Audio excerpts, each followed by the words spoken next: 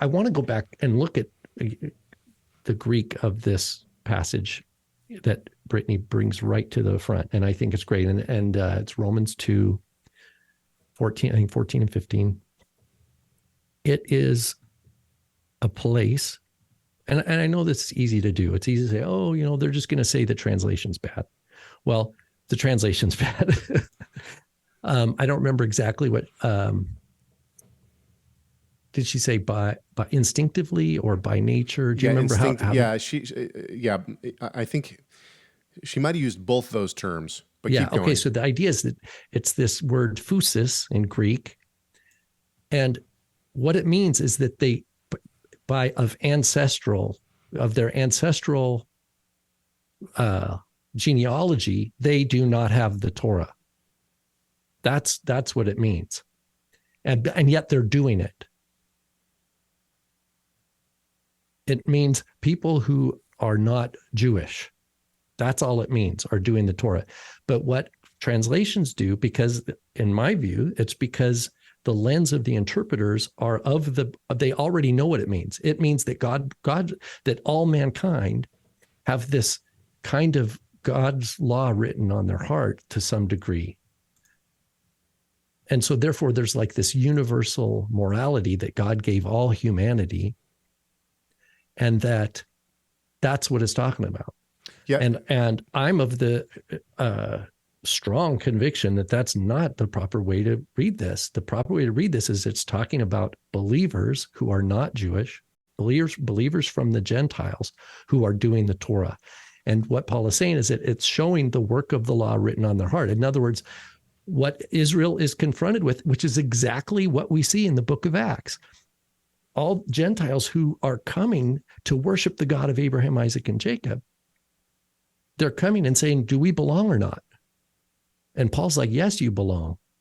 And so what's the explanation? Oh, how does that fit with Jeremiah 31 or the prophecies of Isaiah? Oh, it means that he's going to gather others. He's gathering Israel, and then he's gathering others with them. And that the proper way to understand this in terms of the Torah is Abrahamic covenant, that I will bless those who bless you, and that in your seed, all the nations of the world will be blessed. That means this is beyond the boundaries of physical Israel to be what Caleb has mentioned before, like an expanded, or what did you call it? Like a enlargement theology. Enlargement Israel, or which is really a good word for the graph, the Romans 11, the tree that's getting new branches that were not phusis.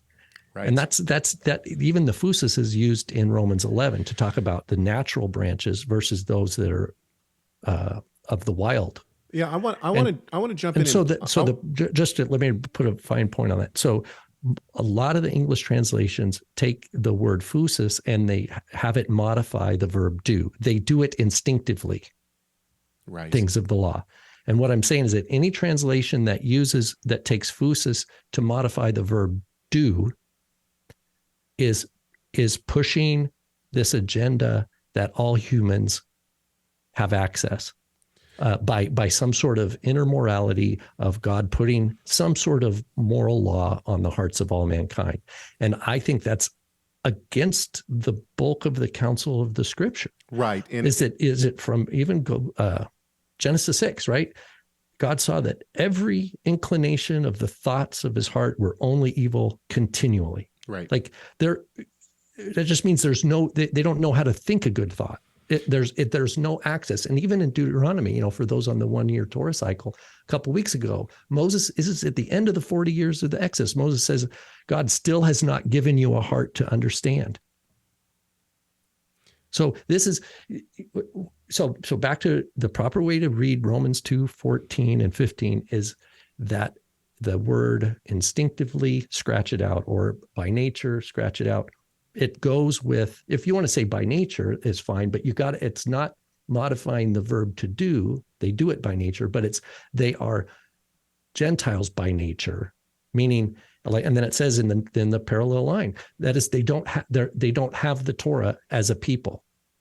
In other words, the Romans were not given the Torah. The Greeks were not given the Torah as a people. Israel was given the Torah. And Paul, but individuals from those abandon those pagan or polytheistic, superstitious whatevers, Caesar cults, whatever, and they abandon that and they come and as those wild olive branches are grafted into the good olive tree. And that's what it's talking about. And Paul even comes back to it later. He says, what benefit then is it to be a Jew, right? So I want to plug this real quick. My father, in his Romans commentary, this is in volume 1. By the way, he does a fantastic job explaining this.